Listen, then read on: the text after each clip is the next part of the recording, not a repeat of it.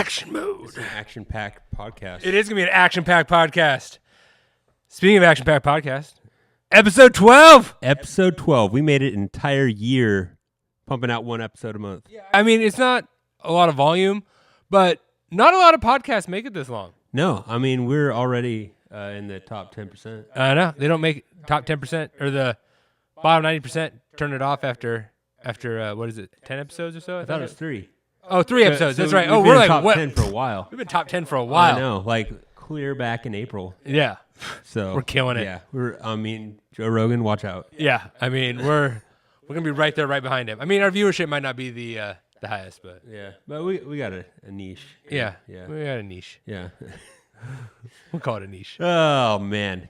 SEMA. SEMA's rad. Dude, I think I slept more the first night home than I did the entire trip of SEMA, but it was an amazing, amazing adventure. Same, dude. I got so sick on the way home, and I'm sorry that we were in that tiny little cab. Dude, we were in a smaller than a single cab, and yeah, I definitely did get what you had. Yeah. It was cool. I slept for like 14 hours Saturday night. Yeah. Yeah. Which, I think that might have been more than SEMA. Yeah, it was. There were a lot of late nights and early mornings, but you have to do it to get it all in. There's a lot going on at SEMA, and even more so, I'd heard a lot like, oh, you're not going to see everything, you're not going to be able to take it all in, and I was like, well, we'll see how that goes, but no, definitely you can't see it all. There's like whole parts we didn't see. Oh, I know, and I keep seeing like Instagram posts from other people. Oh, and I'm I know. like, That where car was was that there? car? Where was that car? Oh, how did I miss that? Oh, dude, same. I've seen so many cars now, like on Instagram, been like, that wasn't at SEMA. Where was that? Yeah, exactly. And a couple of them were like right next to cars that we had looked at, and I was like, how did I miss that truck that was parked right next to this other rig? And yeah, it was, you see so many new cars every day that it's just hard to keep it all in. Yeah. yeah. And I mean, I know we talked about this when we were there about how like, man, is this worth it? We're kind of small time, and Dude, definitely worth it. oh my gosh. And like the networking end of it blew me away. Oh, yeah, for sure. We had dinner with some great people. We shook hands and talked to some amazing people that'll hopefully lead to additional opportunities in the future. But Exactly. And they're It's all just like down to earth, like nice guys. Like, yeah. They're just nice guys that made it. Yeah. So hopefully us nice guys can also make it. exactly. So do you want to talk about like the whole kit and caboodle, like getting down there and everything? Yeah, I think we should start at the beginning. You know, you might have seen the video, but we decided to use the most reliable car possible That we own, yeah. Yeah, completely unvetted. Yeah. 1977 Ford Ranchero. Yeah, we had 50 miles on it. 40 miles of it was coming home from the farmer's field, but yeah, that rig had not ran in 10 years, and we got it running, driving this spring, and drove it home. The plan was that I was supposed to drive it back and forth to work for like a couple weeks to get it going, but I had like little problem after little problem, and I'd fix something. I ended up changing the distributor. I ordered a new carburetor, had some brake line issues, put new brake lines on it, and I kept getting these like fuel delivery issues and stuff. And on the one day that I did drive it to work, the fuel pump finally gave out, and I had to park it like 3 miles from work and have a buddy come back and get me. And then I had another guy take me home or take me back to the rig after work. And I just put a fuel pump and run into a gas can in the bed, ran the fuel line up and over, and I powered the fuel pump off of a DeWalt battery. And then I ran the fuel line up and over the cab, underneath the windshield wiper, underneath the hood, right to the carburetor. It was choice, but it got us home. And then the night before we left, we put a fuel pump on it.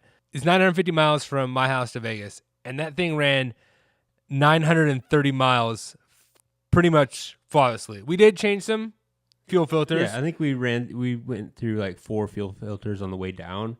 That's like not the tank. The tank is pretty roached. The tank is pretty roached, but the fuel filters aren't plugging up anymore, and Right. I think we only changed one on the way home. Right. And I could still breathe through it. But at about mile marker 930 on our trip, we did get a little bit of a shimmy in the steering wheel. We developed a wheel bearing issue, and we just completely ignored it and got it the rest of the... Did we pull over and check anything? Absolutely not. We were like on the 5-lane highway in And it was Vegas at like this 2 in the point. morning. Yeah, We So- wanted to get to our bed. yeah. The trip was pretty long because especially the first part we stopped a lot because we didn't really have vitals. We thought we had vitals, but They weren't good vitals. The gauges ended up not working, and Yeah. so we decided to just ignore those. And so it made the rest of the trip like so much easier when you're not worried about like oil pressure or Well, we had oil pressure. We had oil pressure. We weren't worried about temperature at all. Well, and we kind of checked it. We did it Yeah. the old back of the hand on the radiator. Yeah, that's a It's proven. like it's like when you feel your kid's head for a fever. Yeah, it's like you're good enough to go to school. Yeah. But yeah, we stopped a lot in that first, at least to Boise, we stopped quite a bit just to check on things, make sure that we weren't going to lose the engine. And then we had like, I don't know, probably a 2.5 hour delay in Boise because I had to buy a car. Yeah, and not even like a cool car either. No, I mean it's a cool car, but it's not like. Yeah, I know. It's a soccer mobile, but it hauls ass compared to the old Ranchero, though. Hey, actually, it hauls ass compared to anything I own. Yeah, and getting 10 miles to the gallon, the gas station stops were pretty frequent. Oh, and we don't have a gas gauge. So we don't have a gas gauge, so we were just kind of doing some math on the old Yeah. Google Maps and trying to figure out where we were. Yeah, about 150 miles, 180 miles at a time. Yeah.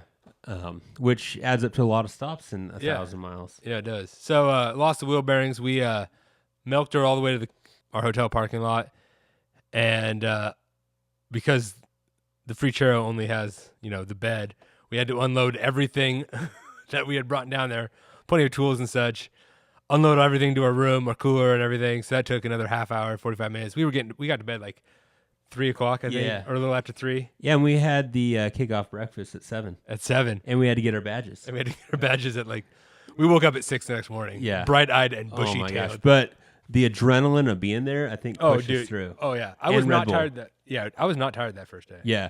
And we, after the kickoff breakfast, which was awesome, Jay Leno was talking, who is hilarious, and the real Tarbush. Yeah, it was a good show.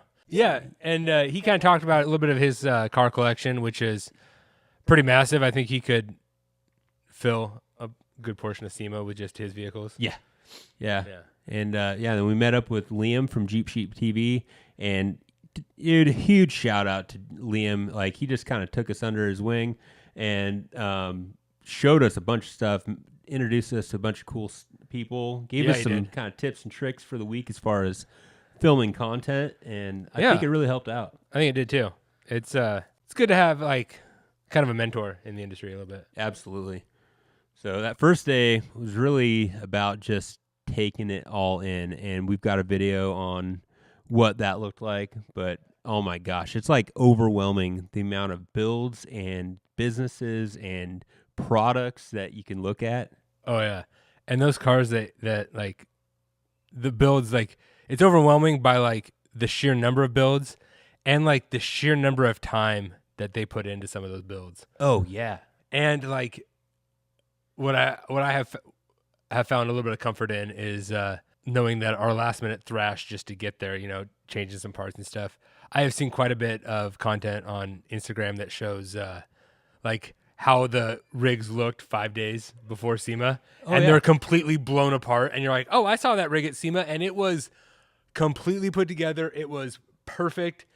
I mean, it's awesome to know that it's not just the bottom feeders are doing the last minute thrash. It's those top dogs are doing that too. Oh yeah. There's nothing like a deadline to push you to get your stuff done. They did have a shop of like 8 guys, which I think probably helped out a little bit. Yeah. And that was their real job. Yeah. So, but I get that. Yeah, it was good. But it reminds me of the first year Baja when we were literally building the truck on the way to Mexico. Yeah, I mean, we didn't have brake lines when we left. Yeah. So, and that's a normal thing. Oh yeah. Like we were talking with Chris Collard from Gone Jeepin', and he has raced in numerous races, and he said we were telling him the story about our first Baja experience, and he's like, yeah, it's pretty typical. Yeah, that's a normal thing. Yeah. Even the big dogs. Yeah, which is kind of reassuring to know that Even the top dogs are doing that same stuff. Yep. You're never ready until race day, and then maybe you're still not. Yeah. So getting through SEMA that first day was just a blitz. Seeing all the cars and everything.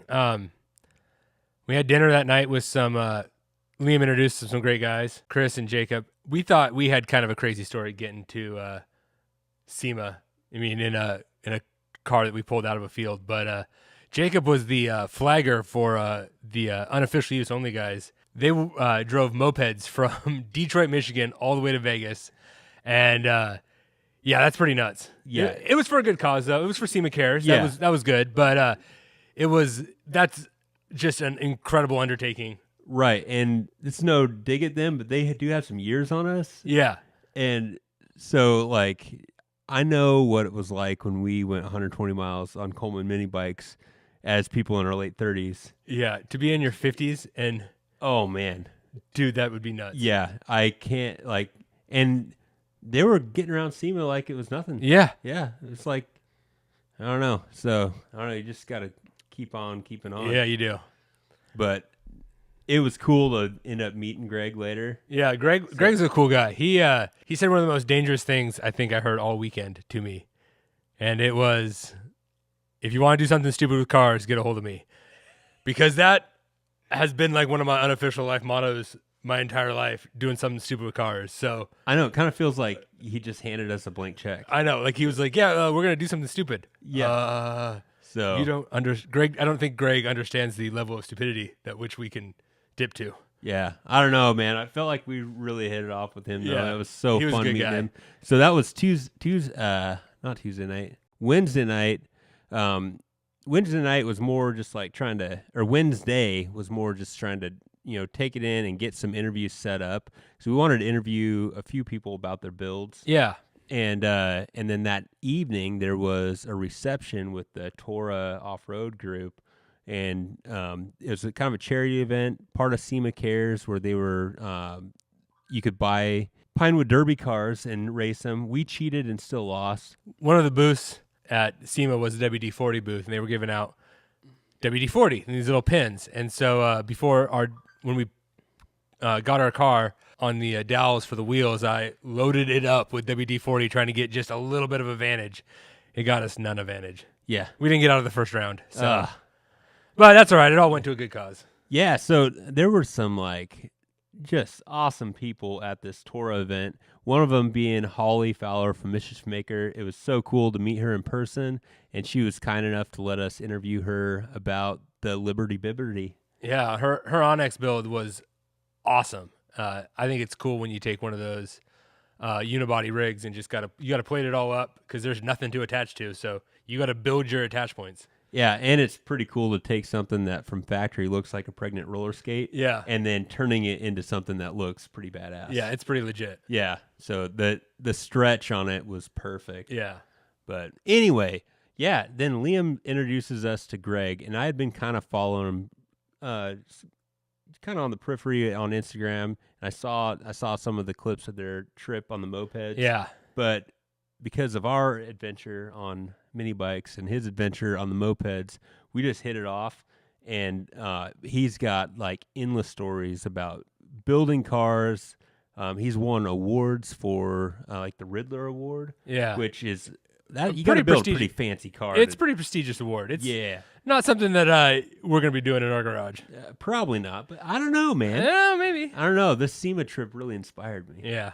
So it might be 20 years down the road, but it inspired me. We could maybe do some pretty builds. Yeah. So anyway, they leave this tour event, and there's this launch party that's supposed to be happening, and we're not necessarily invited because we're nobodies. Yeah, and we haven't been friends with these people very long. No, I mean 24 hours maybe. Yeah. Some of them 24 hours. And so Alex and I heading back to the hotel, and there's Liam and Greg and a couple other guys, and Greg hollers out of us. He's like, "Where are you guys going?" We're like, "We're just going back to the hotel. We're going back to bed. It's nighttime." He's like, "No, you're not. You're going drinking with us." And so we're like, "Okay. All right." And we ended up on the 66th floor of the Conrad. It was awesome. In our t-shirts and backpacks. Oh, yeah. We were so out of place. We were definitely punching out of our weight class at this party. But we're rubbing elbows with like some of the best in the business. Yeah. And it was really cool. And Greg, if you're seeing this, thank you so much. I will remember that for the rest of my life. Yeah. It was awesome. And that party is where he said, yeah, let's go do something stupid with cars. Yeah. And that's where there was a guy that like said that he recognized us from social media. I'm not sure if that was 100% true or if he just saw that we were wearing media badges. But he did ask who we were, and like, so he said he recognized us. So I don't know if that's 100% true, but I'm taking it as truth. It was the truth. Yeah. We did meet some people that did know who Total Mayhem Racing was. They knew the Baja truck. Yeah, I talked to a gal that raced in Dakar several times, which that conversation was awesome. Yeah. And she now races or does that Rebel Rally. Yeah. That's kind of a cool, I like that idea. That's kind of a cool thing. Yeah, it's really cool. So basically you've got like this map with all these different coordinates that you have to reach these coordinates in your race car, and there's different difficulty levels as far as the coordinates. And it depends on how close you get and how close you get to the said coordinate. Right. Yeah. So you got to get some of them. You got to get like right on top of the pin, basically. And it's a lot of it's unmarked. And your paper maps, compass.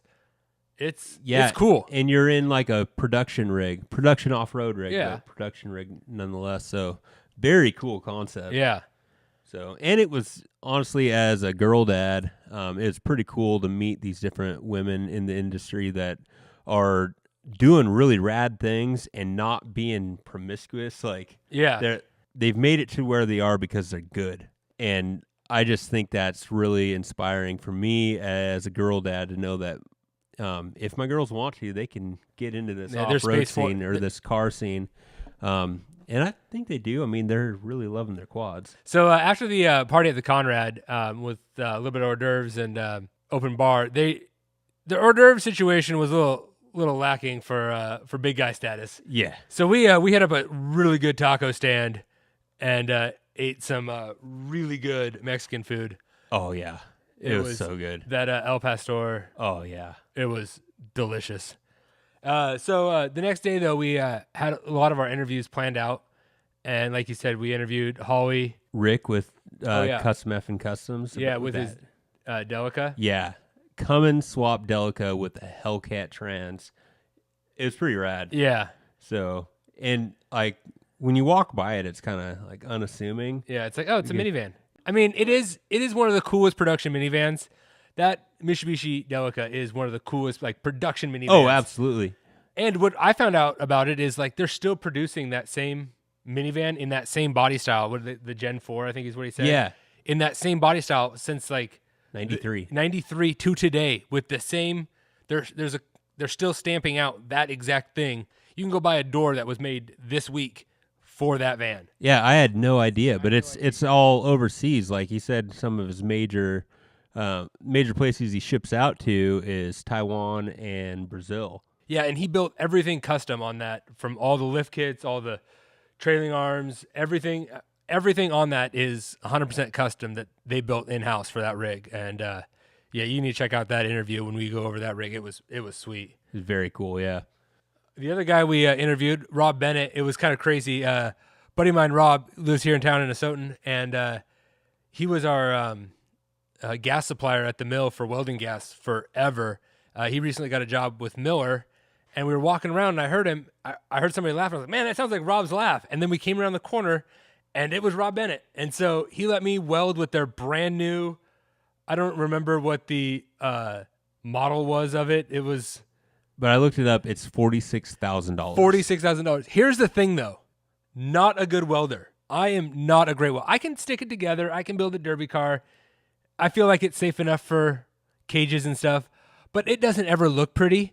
That weld that I did with that machine was beautiful. Like, if you were looking for an aesthetic weld that will hold, that welder was amazing. And it did some other cool stuff. It had that laser clean off. Oh, yeah. It would like strip the rust away. So one thing that I'm not very good about is, material prep. Yeah. And so to have that already so I wouldn't have to go find a grinder. If I could just have that and go, bzz, bzz, all right, material's clean, and then weld. Yeah. It was awesome. And I welded up this little stainless Miller logo deal, and that weld was pretty. Yeah, it was so awesome. It used the same one. You did a little spot weld on it, and then it did the full bead, and it was awesome. If Miller, if you wanted to sponsor us, if you wanted us to give like some more in-depth testing, I only got like a couple minutes with the gun. Yeah. So if you wanted to help us out, I mean, I would love to use that as my everyday welder. Oh yeah, absolutely. Anytime, yeah. anytime, Miller, anytime. I think we can make it worth your while, even at the $46,000 range. Yeah. Yeah.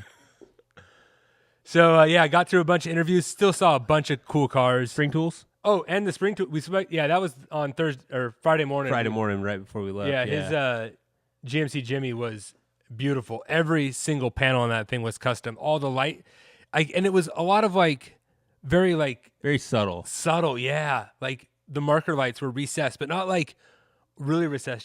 Just enough where it almost looked like it was a factory. Yeah, it made styling. you just like kind of take a double take. Like, man, there's something different about that. It just looks good. Yeah, and it did. Everything about it did look good. But it's so cool to be able to connect to Spring Tools. I've been using their nail sets since I started construction, pretty much. Like an old timer told me about them and said, "Hey, if you're setting nails, this is a nail set you need. This one." And they're right out of Spokane Valley. And I've been using them for like a marker for like a drill mark, and I only thought they only had one tool. I know, and because that's the only all one different sizes. Yeah, they have a whole bunch of different sizes, and they have like a marker set, so you can like tag your tools with your like a lettering and number set, or like doing your bearings or whatever you want to do for whatever numbering you need to do. And they had a whole bunch of other tools, and we look forward to working with him in the future. So then we had the drive home, and it was actually like, we got to back up. Oh, we got to back up to day one. Oh, what did we miss on day one? We missed one of the most exciting things in our YouTube career. So we were talking with Liam about our drive home, and we didn't talk about this. our shimmy issue, and we jacked the car up and kind of wiggled the tires just to verify. Yeah, it's probably it's wheel bearing. It's probably wheel bearing. And there's a Napa booth. Yeah, and Liam's like, you should probably go talk to them. And we're like, maybe we could see if that would work out. So we stroll by the Napa booth, and we give them our sales pitch about that we're driving the Ranchero, and those dudes were 100% on board. They were awesome. Oh yeah, they're like it was like an immediate yes. They're like, that sounds like fun. Yeah, let's do it. Yeah, when we were telling the story, Evis was just immediately like, dude, that sounds awesome. We're gonna get you the bearings. We're gonna fix the problem and do a burnout in that rig. And so we had to pump the brakes right there and let them know that everything about that plan sounded awesome except the burnout. That wasn't going to happen in the Ranchero. Yeah, not happening with that engine probably in its lifetime. Yeah, no. Yeah, that was one thing about the Ranchero is she didn't make enough power to get out of her own way. No, like we did cruise at like 85. Oh yeah, she had long legs. But it took about 1.5 miles to get to 85. We weren't passing many people. And that was if the road was straight. Yeah. Like if you didn't have to slow down for anything. Yeah. And there were times where you'd like be exiting a small town and it was like 25 miles an hour, then 35, then 55, then 70. And you would just pin it. You just pin it when you're in the 25 mile an hour zone, and you might be hitting 70 by the 70. It was almost like perfect though. A lot of them were just perfectly as you were passing the speed sign. It was the right one. Yeah. It was great. Yeah. So huge thanks to Napa for hooking us up. That was awesome. That was awesome to work with a company like that. And they got us some good bearings, and we swapped them out right there in the Mardi Gras parking lot. Yeah, we didn't have, and using no specialty tools. Like that toolkit that we've talked about before on our podcast, like that was that and a hammer. Yeah. And a big pair of channel locks. Yeah, a big crescent wrench. We tapped the bearings in with a 3/8 ratchet extension. Yeah, and it worked perfect. Yeah. You got to use what you got. Yep.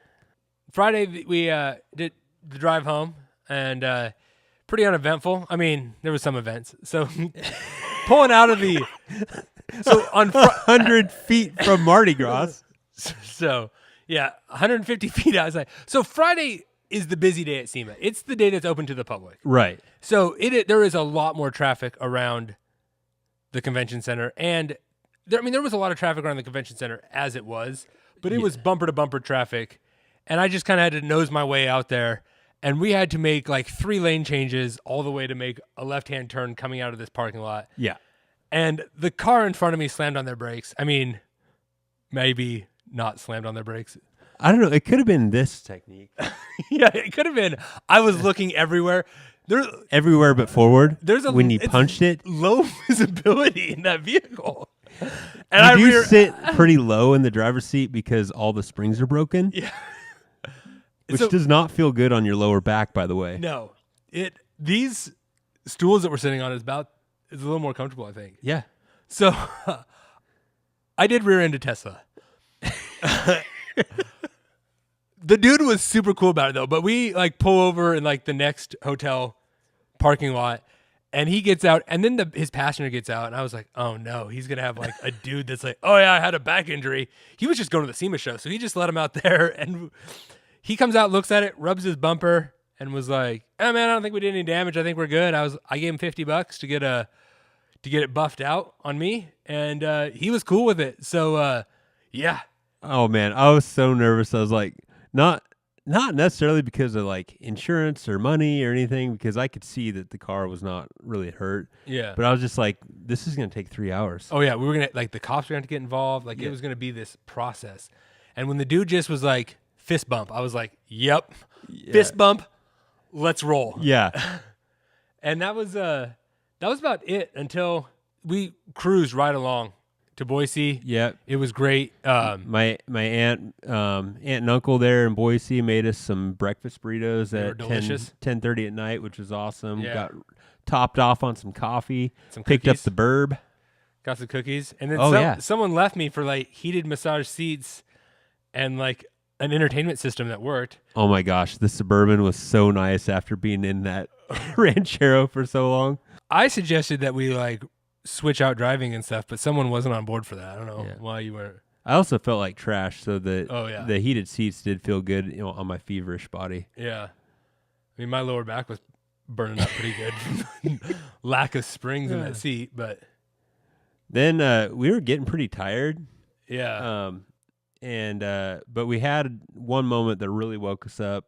Yeah, about 15 miles south of Riggins, and there was a rig that had looked like they put it into a four-wheel slide, hit some black ice, rolled it a few times. And what's kind of crazy is like just before that, I was pushing it pretty hard, as hard as I could. And it was foggy. Yeah, we were probably driving 65, 70. On some river roads. Yeah. And we just have street tires on both rigs. Yeah, and that was an all-wheel drive little Honda. Yeah. Honda CRV, I think. And we were first ones on the scene. Yeah. I mean, there was that one semi that passed by, but yeah, we were the first. But nobody stopped. Yeah. And there were 4 people in that car. 3 of them were pretty injury-free, but I think one girl had a lower back injury. Yeah. So we just made sure that she stayed stable until emergency services came. I'd never used the SOS thing on my phone before. That was actually pretty cool to be able to like connect to the satellite and text into emergency services, and they were able to get my location based off the SOS signal. So some new technology is pretty cool. Yeah. So got them taken care of, and then just petered home until about Lapway, where I got pulled over for speeding, which I did not know was possible in that rig. But it goes from like 45 to 55 to 65, and apparently I was going 67 in a 55 at one point, and it doesn't have dash lights, and so and my phone had died, and so I was using a flashlight to like turn on the light, look at the dash, and then you were just kind of driving by ear. We have collector plates on it, and I could not find my registration, and it was buried in my bag. I had to it was pretty cold on the side of the highway. Yeah, you wouldn't know, you were in heated seats. I mean, I got cold when I got out to help those people. Oh yeah. Yeah. I had to I left my rig running the whole time. I had to dig everything out of my bag, try to find the registration. The cop was pretty cool about it though. He ended up letting me go. He did question oh yeah, it was the fact that we went to SEMA. He was like, he asked what we were doing. I was like, oh, we're coming back from Vegas from SEMA. I was like, do you know what that is? And I was like, no. I was like, oh, it's this like huge car show with like all these fancy cars and stuff. And he steps back and looks the Ranchero up and down. And I was like, this car was not entered in the show. This is just how we got there. And he goes, oh, okay. But then we that's about it. From Lapway home, it was pretty uneventful. Yeah. And I went home and slept. I did the bob and nod. The bob and nod all the way from Lewiston to Spokane, but made it. Yeah. I went home, got about 2.5 hours of sleep, went to a kids wrestling tournament. My morning wasn't as fun, but no, it wasn't. I talked about it a little bit on that last episode. Yeah. On the trip home, so you can find out about it there. Yeah. Yeah, we didn't really start this episode in the traditional way. I know. And but we didn't really I haven't really worked on anything because it's been I don't know, it's only been a week. Have you done anything? I mean, I have put the SEMA truck through its paces. Yeah. And by SEMA truck, I mean the Ranchero. Been doing some dump runs and stuff with it. That is going to be the best little shop truck, I think. Low to the ground. It has pretty decent payload. And, yeah, it's going to be a great little dump runner back and forth to mill rig. Heck yeah, dude. I'm excited to put some miles on it. Yeah. I have just been editing like crazy when I have the chance. And I ordered some parts for the big trailer. So nice. I finally opened up the stuff that TorqueLift sent me. And thank you, TorqueLift. It was cool to connect with you guys down at the show as well. But they sent me this rad toolbox for the front of my car hauler and like hitch basket thing that allows you to secure your like toolbox or generator or whatever you might be carrying on it. The intention is for like the back of an RV, but I have a little bit different plans for it, and TorqueLift was cool with it, so I'm excited to start working on the big trailer. Yeah, that'd be cool. Yeah. Weld on some D-rings that somebody got you like 5 years ago. Yeah. It'd be nice. So don't throw anything away. Yeah, hang on to everything. Even your Christmas gifts. Yeah. But yeah, super excited. They're gonna do that on Monday. Work on the trailer, get the lights fixed up. I bought a bunch of wiring stuff for it. Oh, sweet. And then get that toolbox mounted. And then Tuesday, going to help a friend pick up a 55 Chevy with the big old trailer. So sweet. Anyway, so fantasy build. Oh yeah. So this week, in the name of SEMA, we're doing a SEMA build. Unlimited budget. Oh man, I've never had an unlimited budget. I've never had a budget of $10,000. No. In a real life build. In a real life build, no. At least not in one shot. No. I mean, maybe in the lifetime, including oil changes. Yeah. But this is exciting. Yeah. You want to go first? Yeah, I'll go first. I mean, you're not even gonna I'm just gonna tell you what you're getting. One of the things I really liked about SEMA is like you can literally build anything and take it to SEMA. Oh, so you're no, I mean this is not bad, but I'm just saying like there was a giant display model of a Pro Eagle jack. Yeah, I mean you could take anything. There was a tractor. I wish that was an LS swap jack. That would have been. I know cooler. That would have been way cooler. I mean there was a tractor that I'm pretty sure had a V8 in it. Yeah, and boggers. Yeah, like you can take anything to SEMA. So what am I taking to SEMA? Oh, 87 Camaro. All right. 87 Camaro. It's going to get, the body's going to be completely stripped down. Wide body kit. Wide of tires. I think if a guy did like an 80s tribute build with this, but just went like over the top. Okay. Just super wide wheels. I think like styling wise, for some reason I'm seeing like a white. Like I'd paint it white. Okay. White leather interior. Just because at SEMA nothing looks like it's ever been driven. Yeah. And so I think to continue that theme, I think I would have like a white leather interior, maybe even like white carpet, like just so it was ridiculous. Wide body kit, some like 12s, maybe 14s on the back. Big LS, maybe some turb skis. Huge sound system. Oh yeah, have some big old subs that you can see from that big back glass. Window. Yeah. Make it so that back glass rattles. Yeah. Yeah. I like the wide body kit idea. Yeah. Even if it's like the homebrew style. Yeah. Yeah. Pinstriping? I think just like all white. Yeah. Maybe like some like baby blue pinstriping. Okay. Like really lean into that late 80s, early 90s look. I had this Hot Wheels Corvette, like an 80s Corvette convertible. And it had that pearlescent white on it. Yeah. I like it. Yep. The pearled white. Yeah. I like it. That is sweet. Yeah. Do you want to know what you're building? Yeah. You're building the Cybertruck. Oh my God. So we saw like an exorbitant number of Cybertrucks at SEMA, and nothing like they put wheels on them and sometimes wrap them. And then it was a truck at SEMA. Well, as some of you may have seen from one of the latest Whistling Diesel episodes, the frames are not strong. No, actually, I read that the hitch weight is like 150 pounds is like all you can put on the hitch. Like a 4-person bike rack can overexert the rear hitch. So I'm gonna put this thing on a Dodge 3/4 ton. Yes, frame. I was hoping you would frame swap it. Yes, I was like, yes, I hope he frame swaps this. I'm gonna frame swap it. Yes, and because the budget's unlimited, I'm gonna build some massive control arms that are plated. Yes, and it's a SEMA truck. I might still try to retain the motors. I don't know if it's possible. I don't think you're doing that. No, because I think aren't they like drive wheels? Aren't they like at the wheels? I wonder if you could build like big portals, build an act, or something. Do some sort of portal so you can get, because the torque on those things is pretty amazing. Yeah. Like we rode in a Tesla when we were down there to go get some grease. Yeah, and it was good. They do suck in your seat pretty good. Yeah. So it'd be kind of cool I don't know, a big old Cummins in a big old smoke show Cummins would be pretty awesome too. in a Cybertruck.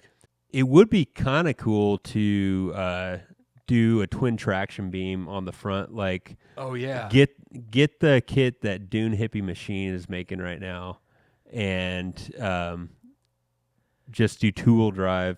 Yeah, okay. So frame swap, big old 14-bolt or Dana 80 in the rear, dualies, big old nasty Cummins, big old pre-runner, and the twin traction beam front. I love it. I'm so glad that you frame swapped it, because I really wanted to be like, this is your rig, please frame swap it. Like I really wanted to say that, but you did it anyways. I love it. Well, I mean, if you're gonna have a truck, you got to be able to tow more than 150 freaking pounds tongue weight. Yeah, it's ridiculous. Yeah, I think the Ranchero, I could put more than that on the Ranchero. Yeah, I'm pretty sure the hitch basket that I use would be too much tongue weight. I put a hitch basket on that old Bug I had, on that little diesel Bug I had. I bet I put more than 150 pounds in that. Yeah. Yeah. Well, that does it for this episode. Yeah, I think so. It's currently like mid-November, and this is December's episode, so a lot's going to happen potentially before the next one. Yeah. Got, like I said, I'm doing the trailer thing.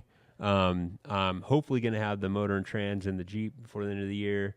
And then we got Christmas and stuff. Yeah, I got some, I bought a couple pieces or a couple parts for Bob. I got a new oil filter, oil pan gasket. I got a new radiator for Bob.